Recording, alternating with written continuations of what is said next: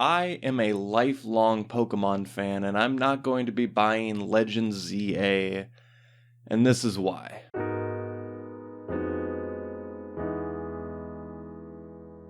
Hello there, my internet friends. My name is Soul, and today I want to talk about the Nintendo Direct I just watched, or at least I watched last night. It's very early in the morning when I'm recording this.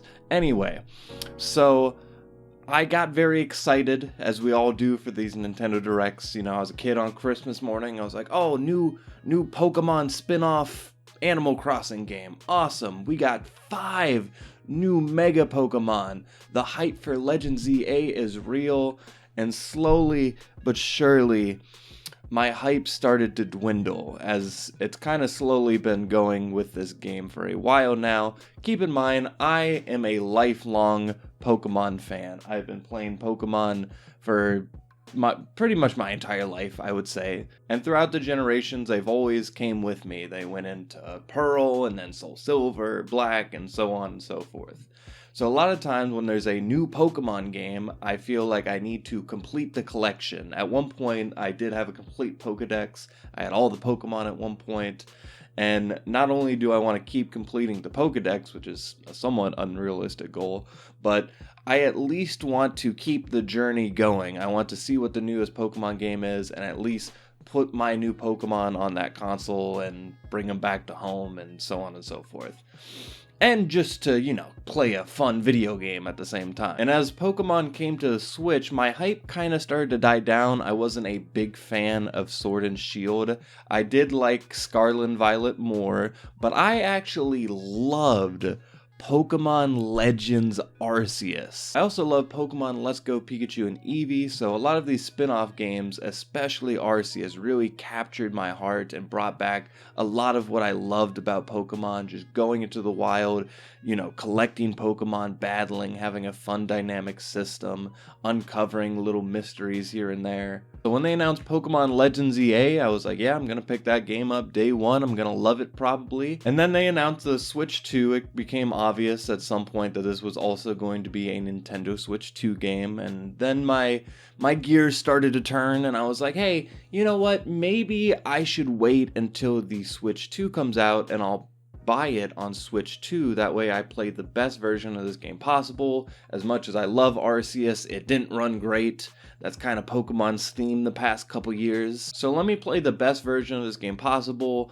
I'm probably gonna get a Nintendo Switch 2 at some point. Then the Switch 2 became a $450 to $500 console. The same year I went on my big Japan trip, the same year as my son is now a toddler, and all these things cost a lot of money, and I was like, you know what? Maybe we'll wait a little bit for the Switch 2. And then I watched this fucking Direct, and I still want to buy this game. I still want to wait for the Switch 2. And then they announce a paid DLC for a game that's not even out yet. So combined, this is just gonna be a $100 game divided up. I don't care when the DLC comes out. I don't care if it takes 6 months. You could just wait 6 months to release the whole game and then release the game with the DLC, and then we're all a little bit happier. But Nintendo does not care about that, because in the same Nintendo Direct, they announced a DLC for Donkey Kong Bonanza. And this is a little bit of speculation, but what most people believe is that the Donkey Kong game had been ready before the Switch 2 release. They just wanted to have their little Nintendo Switch 2 calendar, a new video game every month.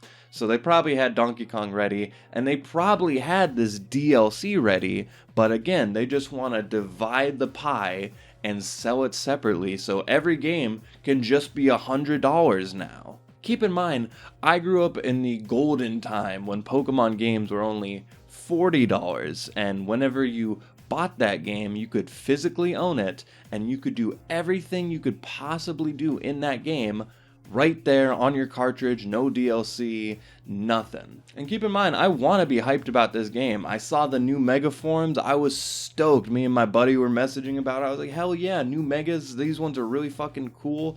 The Raichus are a little wacky, but I'm all for it. And then, I gotta pay a paid DLC. And then later, I find out that the Kalos starters, those Megas, are locked behind Nintendo Switch Online. Which is ironic because I do have to renew my Nintendo Switch Online.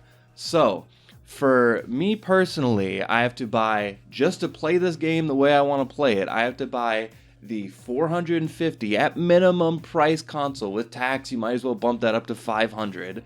I have to buy the $500 console, the $100 game if I want to get the DLC, and then I gotta pay another $20 for Nintendo Switch Online just to do everything I want to do in this game. $620 for one Pokemon game, which I could get the whole package back in the day for $40 fucking dollars. This is just Pokemon. This is just the single Pokemon game. The entire Nintendo Direct, there was a bunch of games I want to play. I want to play the $100 Donkey Kong game. The new Pokemon farming game. I know my wife is going to pick that up regardless, so regardless of what happens there, that's another $70 out of my pocket. She also really wants to play the new Kirby game. The new Metroid game looks real cool. These are all $70 a pop. Two, if I wait a year, the game will be worth $20 and it will have the DLC. So why would I not just wait a year for most games, and then the ones I'm super excited for, I'll buy full priced, whatever. But because so much of the AA games, like Expedition 33, are so much better, I can just play games cheaper and then wait for the big boy games to come down in price. But for whatever fucking reason, Nintendo, these hard asses at Nintendo, are so set in their ways that they expect you to pay $70 every single time they port a game over, release a new game. The Super Mario Galaxy 1 and 2, I would love to play Super Mario Galaxy 2, but now I'm gonna do it on my fucking Nintendo Wii because I'm not paying another $40 for that. Thankfully, I bought Galaxy 1 the first time it came to Nintendo Switch, because now they're charging $40 again, or God forbid you get the $70 bundle, you get to save $10. Oh my fucking God. What else did they announce? The Virtual Boy emulator? That's actually pretty cool. That's like a piece of Nintendo history. You know, they're dusting off their biggest failure just to pack it into an online service. And you know what? If they charge $70 for that, I'd be okay with that, because at least that's like a complete package on a cartridge. It's for a niche audience, but for the people who are going to love that game, that's awesome. And if they wanted to put them in the online service, you can do both. That's the thing that I don't get with the online services like the GameCube games and vice versa. Or just release them digitally. You don't have to only do the subscription service, Nintendo. People will also pay you just for the games. But that's not even the sick part. The sick part is that you're gonna need a peripheral. There's a giant Virtual Boy peripheral, or the cardboard cutout, whichever version you prefer. But I know guaranteed that that little toy that you're gonna be able to play the Virtual Boy games on is $100. So let's say everything out of just this Nintendo Direct, let's say I wanted to play like 5 or 6 of the games. Most games are $100 now, so that's $500. Another $500 for the console, $100 for this Virtual Boy thing. It's like $1,200 to $1,500 just to play all the games I want to play from this Nintendo Direct. And what I think Nintendo doesn't realize is they are hurting themselves, because Nintendo's market are children, and then the children who grow up to continue playing those franchises like I'm still playing Pokemon decades later. What I don't think Nintendo realizes is that their biggest competition is Fortnite, it's Minecraft, it's Roblox. These other franchises, these other games that are stealing all the attention and money away from them, they aren't charging $70 a game. They aren't charging $40 a DLC.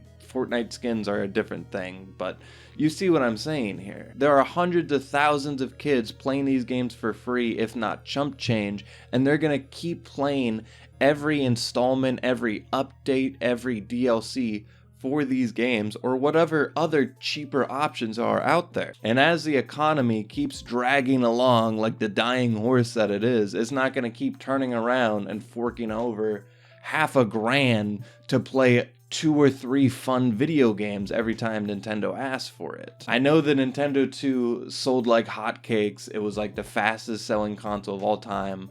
And I'm honestly not surprised by that. What I'm talking about here is longevity. Because after watching this Nintendo Direct, I don't even want to play Legend ZA anymore.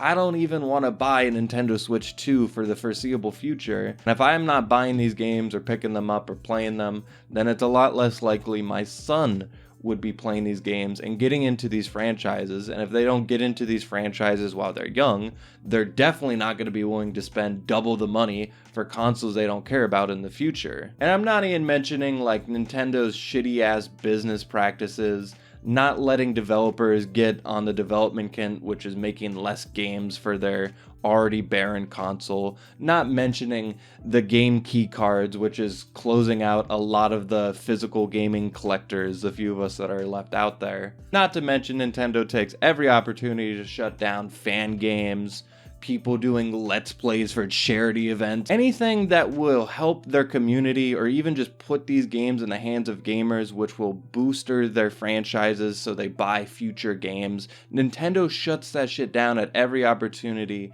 and eventually, as their market dries and dries up and more kids are playing Roblox and Fortnite, and suddenly whenever they're on the 8th Mario movie, it's only going to be grandparents in there because my kids didn't play it and my grandkids didn't play it, and Nintendo will slowly die out. And all of it could have been avoided if it wasn't for the Japanese suits who have to wring out every dollar out of the consumer possible. If you watch this channel, you guys know I don't make like complainy videos. I don't even ever bring up the price of video games because in terms of art, it's a lot relative. You know, if my kids do end up playing these games, it's going to be on some fucking emulator or streaming service, and they're just going to be whipping out 100 Pokemon games at a time for $10, and they're all going to have the DLC already on there, and that's how most of the people in the future are going to experience these things anyway. What I'm trying to say is, in terms of the content, the price doesn't really matter, and I'm here to talk about the content, but there is a breaking point for me personally where I'm just not going to buy these things anymore. Just from having a Humble Bundle account and buying games on the cheap, my backlog is infinite. I have enough games to play into my retirement and then some. That's just for what I own already. And I'm not trying to stick my flag in the ground and say, hey, don't play Legends EA, I'm boycotting it. I'm not even saying that because eventually I probably will play it. I'll probably be able to find a cheaper version of it on eBay or something, I don't know. What I'm trying to emphasize is that Nintendo is pricing out a sector of their audience that will happily move over to the other side where things are a lot cheaper. And once those things have been embodied into their gaming subconscious, then they will slowly phase out Nintendo. And I don't want that to happen. I want to keep playing Pokemon games forever because that's what I've always done. Say what you will about Nintendo, they make awesome games. That's why we don't care if they're at fucking 15 frames per second. That's why we don't care whenever they charge us $30, $40, $50 for a fucking port. People still play them because they love those games. And those of us who love those games want to continue playing them, showing them to the future generation. I want to show my kids how much I love Pokemon and Mario and all this shit. But that's going to be less and less likely to happen the more that Nintendo continues to be an evil-ass company. And that's about all I got for this one. I'm sorry if it was a little bit of a bummer video. The next video will probably be me more cheerful and glazing my favorite video games like usual. But if you want to watch those videos or any other opinion-y videos, I got plenty of them on this channel. I have a second channel where I do gaming reviews and more minor discussions, but this channel is the big boy videos. And if you're interested in that, please subscribe, like the video, comment. These things really do help me out. You have no idea. I'm not desperate. Please do it. But until next time with that, I leave you.